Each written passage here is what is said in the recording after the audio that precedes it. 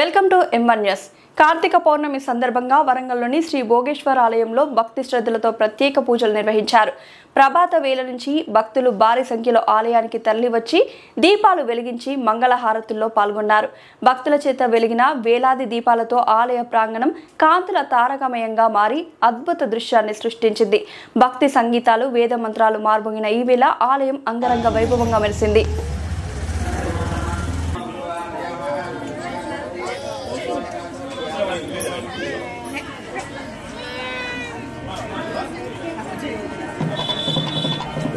నమస్కారం.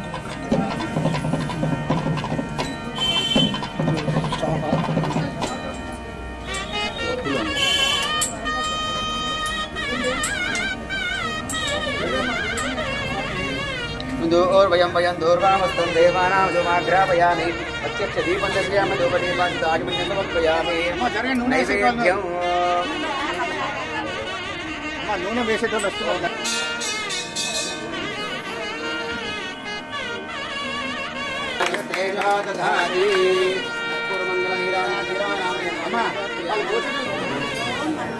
హర హర మహాదేవ్, హర హర మహాదేవ్. तन्नो दुर्गे प्रचोदयात् नारायणाय देवाय धीमहि तन्नो विष्णुर्याय महादेवाय धीमहि.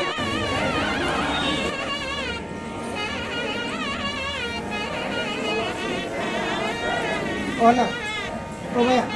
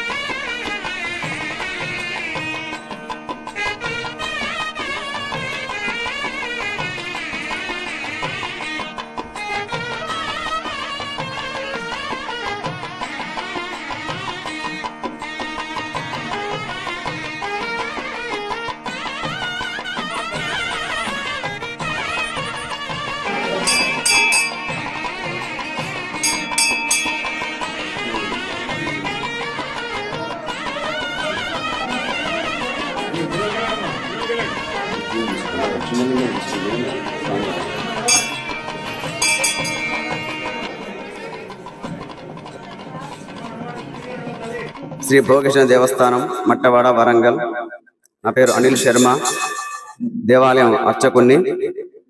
ఈ దేవాలయం యొక్క విశిష్టత ఏంటిది అంటే క్రీస్తు 1242 సంవత్సరం దేవాలయం ఇది. రుద్రమాదేవి తండ్రియకు గణపతి దేవుడు పరిపాలించే దేవాలయం ఇది. భోగేశ్వరుడు, భోగి అంటే పాము, దీనికి భోగేశ్వరుడు అనే పేరు రావడానికి కారణం భోగేశ్వరుడు అంటే భోగి అంటే పాము కాబట్టి ఇక్కడ ఇప్పుడు అర్ధరాత్రి పూట పాము సంచరిస్తూ ఉంటుంది కాబట్టి దీనికి భోగేశ్వర ఆలయం పేరు పెట్టడం జరిగింది. అన్ని దేవాలయాలు తూర్పుముఖంగా ఉండి ఈ తూర్పు ప్రాణవట్టం ఉంటుంది. అన్ని దేవాలయాలు ఆ మూలస్వామి కూడా అక్కడ గర్భగుడిలో మూలస్వామి వారు కూడా అలాంటి విగ్రహం మనకి ఎక్కడ కూడా లేదు. చాలా మహోన్నత క్షేత్రము ఈ దేవాలయము. ఈ కార్తీక మాసం పురస్కరించుకొని ప్రతిరోజు ప్రాతకాలము ఉదయం 4 గంటలకు ఉంటాయి. ఈరోజు కార్తీక పౌర్ణమి సందర్భంగా భక్తులందరికీ కూడా ఎటువంటి ఇబ్బంది లేకుండా స్వామివారి దర్శనం కూడా, అర్చనలు, అభిషేకాలు ఇతర జరుగుతూ ఉంటాయి. ప్రతిరోజు కార్తీక మాసంలో సాయంత్రము ఆకాయ దీపోత్సవం కూడా జరుగుతుంది. అనంతరం హారతి మతపుష్ప కార్యక్రమం జరుగుతుంది. వేదాశీర్వచనం కూడా జరుగుతుంది. భక్తులందరూ కూడా ఎటువంటి ఇబ్బంది లేకుండా స్వామి దర్శించుకుని వెళ్తూ ఉంటారు.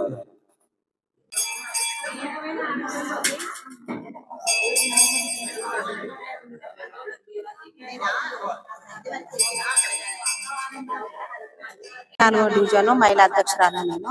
నాకు మేడము 5 ధర్మకర్తగా మమ్మల్ని ఇక్కడ నియమించింది కాబట్టి మేము అందరం మంచిగానే వర్క్ చేస్తున్నాం. 5 గుడి కూడా బాగానే డెవలప్ అవుతుంది.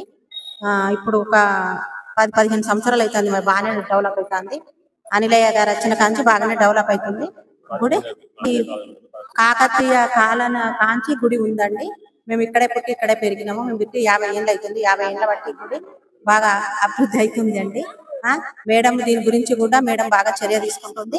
చర్య తీసుకొని కూడా మేడము మొన్న ఫండ్స్ కూడా విడుదల చేసింది. ఫండ్స్ కూడా వచ్చింది గుడికి. గుడి కూడా డెవలప్ అవుతుంది. ఇక్కడ అందరు కూడా బాగానే వర్క్ చేస్తున్నారు. మేము కూడా కార్యకర్తలను బాగానే చూసుకుంటున్నాము. మా అధ్యక్షుడు, మా 24వ డివిజన్ అధ్యక్షుడు రజనీకాంత్, మబ్బుపావేను, సక్నాల రజనీకాంత్, వీళ్ళందరం బాగానే చూసుకుంటున్నాం.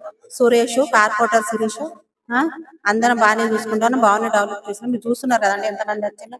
గుడి ఎంత డెవలప్ అయితే ఎంతమంది వస్తారండి. అందరు బాగానే చేస్తున్నారండి.